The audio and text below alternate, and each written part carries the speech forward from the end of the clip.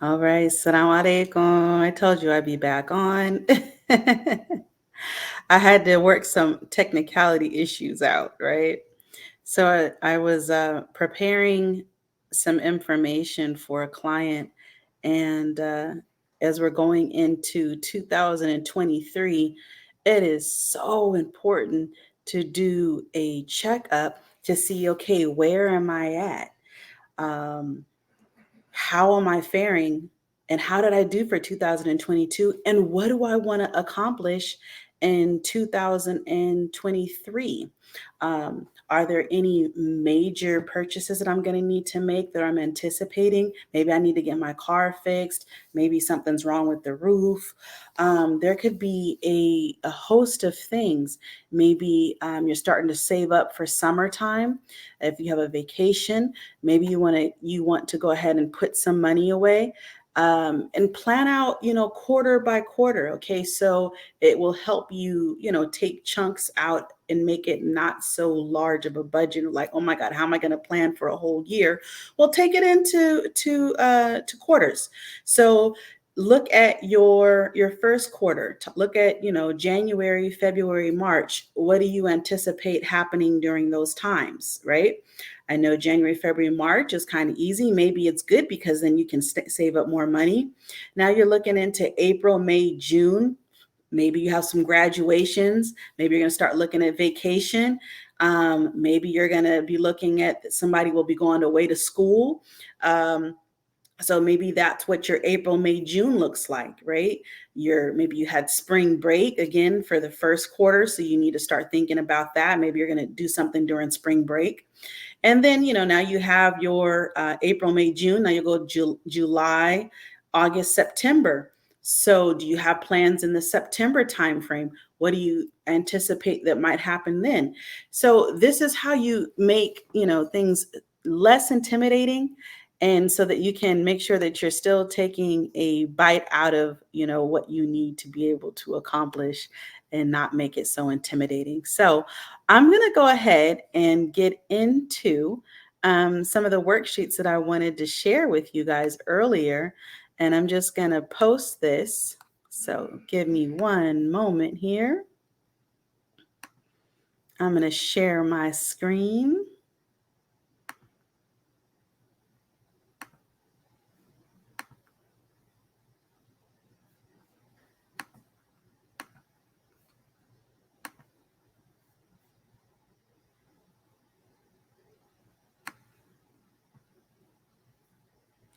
All right, I want to make sure that you guys can see this, okay?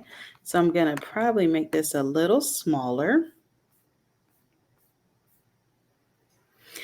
And I'd like to go over this because we want to talk about some guidelines in regards to how do you even start allocating your money? How do I divide up my money? I have a certain amount. How do I make sure I'm paying all my bills and saving and putting some aside for myself? That's important, right? So let's take a look at this. You can use the 50-20-30 rule to manage your spending. And if you're ever looking at buying a house, whether you're going to go conventional or non-conventional, like Islamic financing would be non-conventional. If you're ever looking at doing that, then the banks are automatically going to ask you to stay within a certain amount of like debt to income. They want to make sure out of 100% pie that you're only using, less than, we'd say, 41%. In some programs, they might go all the way up to 50%. So this will help that. So you can apply 50% of your take home.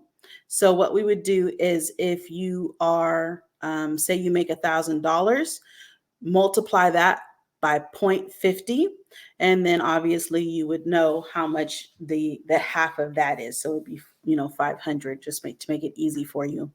And what I would suggest you do is do your net. Do not do your gross. You need to do like what you're actually bringing home. That way it's realistic because you're taking, you want to take account for, the taxes and the other things that came out of your money. What are you really working with? Make your budget off of what you're actually going to get in your pocket. So go ahead and put 50% for your, it should be for your take home and your needs. You want 20% for your savings and debt payments, and then no more for than 30% for your wants. Sometimes it is really hard, to apply advice when you hear it. You hear a lot of information, but we really wanted to try to break that down a little bit. And this information is going to come from the CFPB. The CFPB is the Consumer Financial Protection Bureau. So just like you have different agencies and different bureaus. And just like you have the FBI, well, the CFPB, they're the ones who are your consumer financial protection. They want to make sure that all the consumers are out there are protected. And so they put out information for financial coaches like myself and educators to be able to give to the masses. So let's move this along. So my spending rule to live by. So you want to analyze your spending. So you want to keep track of everything you spend. Most of the financial institution, most of your banks are going to have a really cool app or feature within your banking system that should be able to track how much you're spending on fast food, how much you're spending on gas, how much you're spending on health care, hair care, medical, any of that. So that's a really good way for you to be able to take a look and see where your money is going. So you want to keep track of that. You want to keep a sense of where your money is going. Don't go, okay, you check your account, say, ooh, I got $200 left. I got $400 left. I can do this or I can do that. That's not how you want to do your budget. You want to start off before the money hits your account, and let's actually allocate it for where it's supposed to go, okay? All right, so you want to use this chart to really determine your spending on what you need and what you want. Okay, so obviously you gotta make sure that you're paying your mortgage, your rent, your food, your clothing, transportation. Budget out your gas. How much do you think that you're spending on a tank of gas, in a week? Make sure that you put that money aside. So say it was 50, then you would multiply 50 times 4, and then that's the money that you would put aside. You could do it if you're paid biweekly, then you could take that amount out of each paycheck for the 2 weeks, and then you can do the same thing for the next 2 weeks. Your childcare. So all of the things that you need that are showstoppers that have to be taken care of. Okay. So, and then you're going to take care of your savings and your debts. I'm going to go into this a little bit more. I have a more detailed worksheet I'm going to show you, but this is to give you an idea. So if you ever catch my class, and if you're catching this on a replay, in the comments, hit hashtag replay for me. If you're watching it live, hit hashtag live for me. And I have another worksheet we're going to go through after this that's going to be a little bit more detailed. So anyway, so your credit card payments, retirement savings, your emergency funds, that'll be the next percent of money. So we said 50, 50, 20, 30, right? 50, 20, 30. So this is to help you break down how to budget your money a little bit in a wider sense. We'll go a little bit more detailed in the next couple minutes. And then fill in the things that you want. Maybe you want some shoes. Maybe, there was something in particular that you want. Maybe a vacuum. I don't know. A vacation. Maybe you wanted to go out. But then add that up and see if it's 100%. You want to break it down so that it's 100%. And let me see here. Let me see if I can pull up a calculator on here. Okay. Let's pull up a calculator on here. So the way that you're going to do the math. So let's say I make 2000, we'll say 2020, we'll say $2,020. Okay. So if I want to figure out how much that is, I'm going to multiply this by 0.50, and that will give me 1,010. So really, my budget, you want to try to live within inside of your means. And then sometimes for some people, this may be eye-opening, because you might go, while you're doing, this, you might go, oh man, I'm living outside of my means. So then in your planning for 2023, you might have to reduce some things. We might have to take a look at that, or you might have to also increase. Okay, so create a rule to live by and help you manage your spending. So, on a weekly basis, so out of, let's see, if I had 30%, then out of that 30%, I would want to make sure that all of my wants were coming through from that. So you want to write all of this down. So I'll keep my spending and my wants to a maximum of this amount per per week. So these are really important to take these steps. So I'm gonna, let's see, I'm gonna try to pull up a Word doc here. So I'm gonna stop my screen sharing real fast because we're gonna work this out on a piece of paper. Hold on just one moment. Let me pull up a Word doc.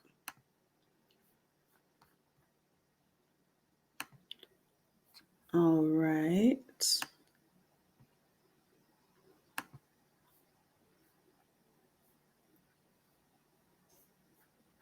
All right, let me share this again.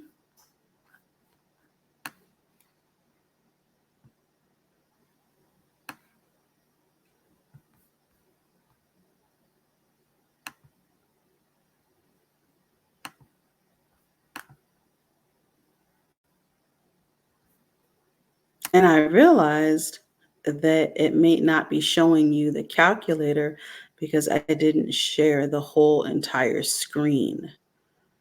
So,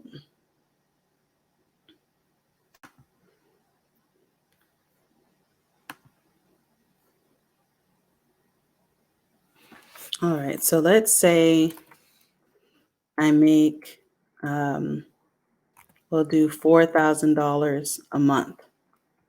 And then we want to multiply that times 0.50 because we're doing, you know how when you're at work, you can't, if somebody's looking over your shoulder, then you can't type. So this is the 40, 20, 30, right? So we already know that that's going to be 2,000. So in this 2,000, you would want your mortgage or your rent. You would want any needs, car. You'd want any of that to fit with inside the 50%. That's the goal, because we're not. I know it may be an intimidating or a frustrating concept to think, okay, I don't have enough money at the end. Um, but you won't know that either unless you do the worksheet, or get, your pad of paper and write down your expenses so that you can know exactly where you are, so that from every paycheck to paycheck, that you have money left over, that you can create an avenue so that you do have money left over. I know it's so frustrating, and it's stressful, if you don't have any money left over at the end of your paycheck. And so writing this down and going through this exercise might be something you don't want to do, because you're like, why? I know I'm always broke. But my point is that you don't have to be always broke. Um, there's going to be a little bit of pain before some ease. But unless we go through these exercises and triage and stop the bleeding, then it's just going to continue to roll over. So we got to know where we start so that we can know where we want to go, you know? So, all right. So say you have 2,000. So within the 50%, you want to have all of your expenses, really honestly, your expenses that hit your credit report, that are your showstoppers. You want to have those be able to be out of that 50%. And then from that 50%, then we're going to look at the 20%.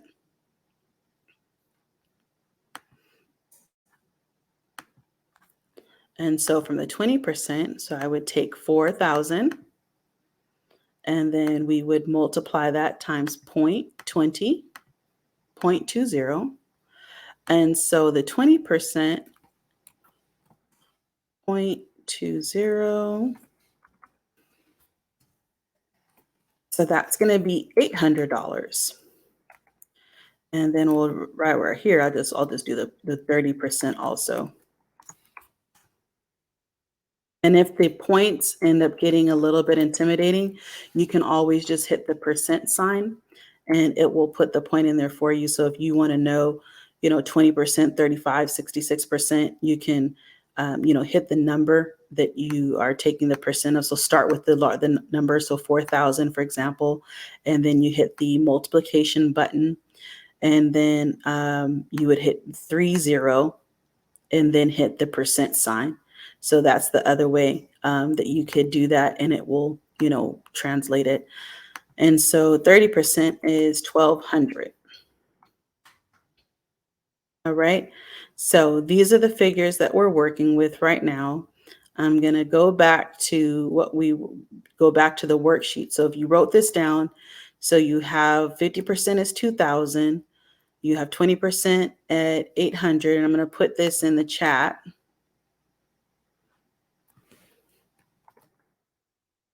So put this as an example in the chat.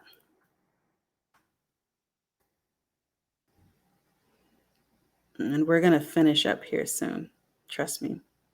This is just a little information for the Monday as we start thinking about the new year coming up and where we stand.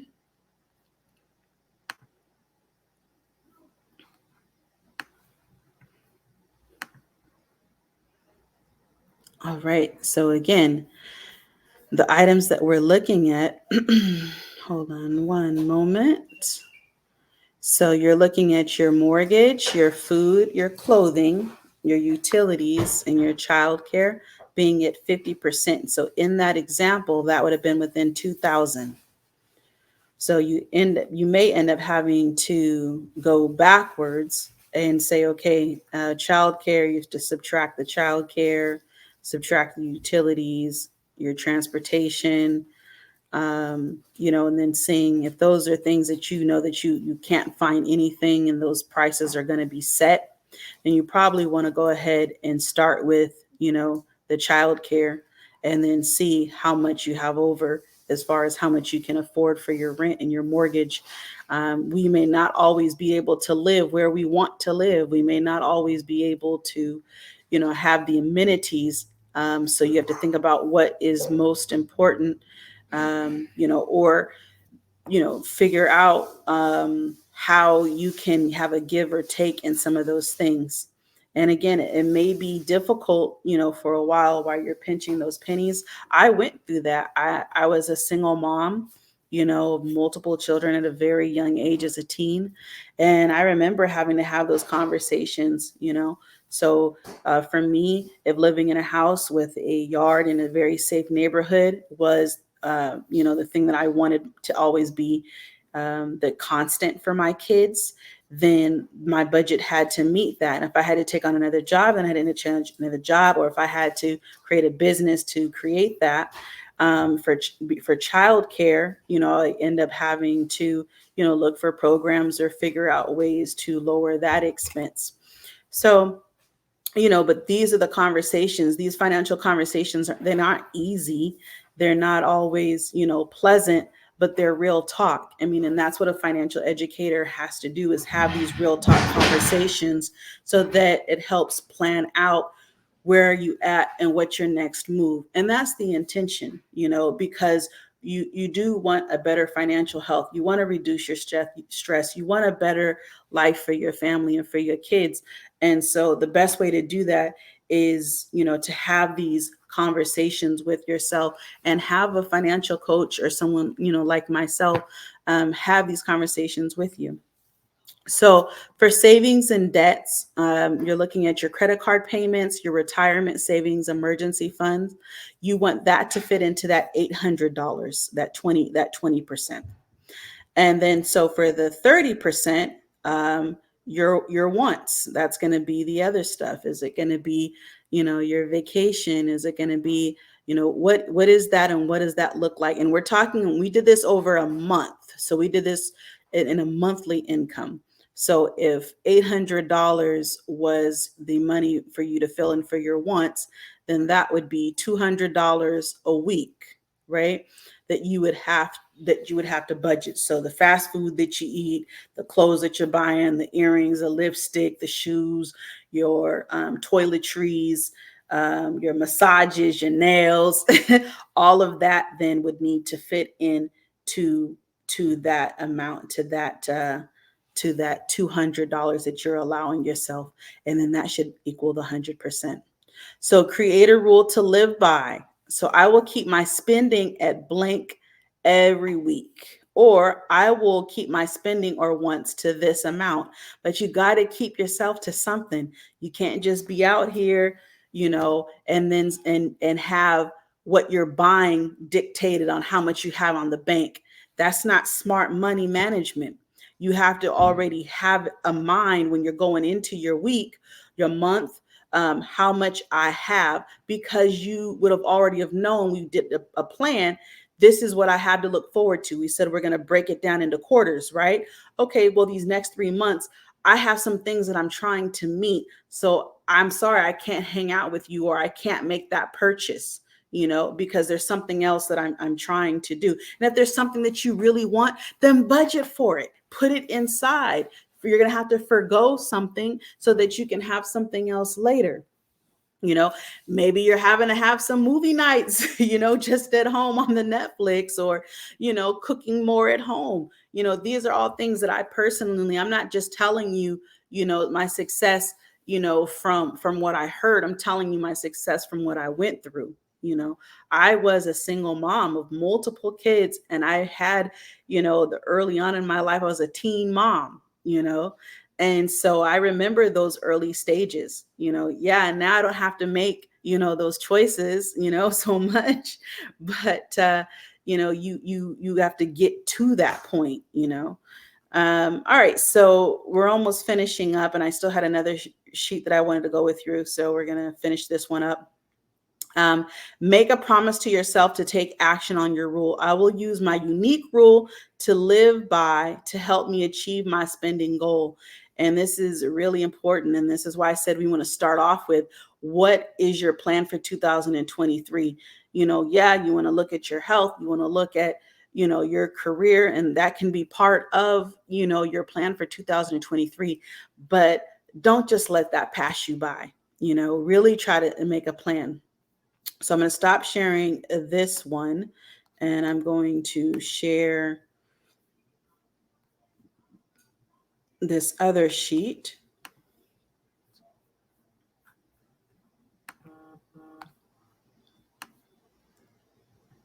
And I'm really happy that you're here with me today.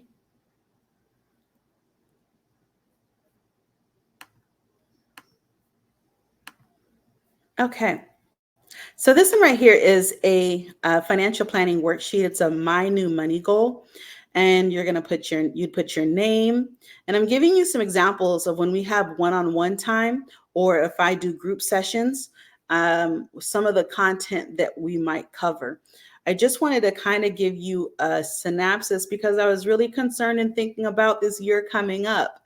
I mean, a financial educator, they take this, personally, because they really want everybody to be able to have the best health. And finances really do stress people out. They break up families, they break up homes. And so if we can help reduce some of that stress, and by helping with any type of financial education, that's what I'm here for. So I want to have this much, and as far as a goal amount, I want to have it by this many years. And this is what I can do each month to save it. And then put an idea of like what you want to save for. So this is, some of the ways that you set your goals out.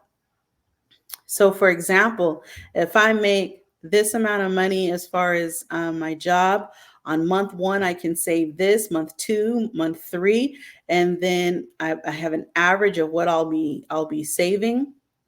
You want to examine some different things in your expenses, your mortgage, your telephone, your utilities. And I do this quite often. I shop around. If I'm thinking I'm paying too much for something, I'm doing a financial accounting of it and saying I'm shopping around to see how I can reduce that expense, or what don't I need. If I have something that's coming up and I'm like, all right, I have this big purchase.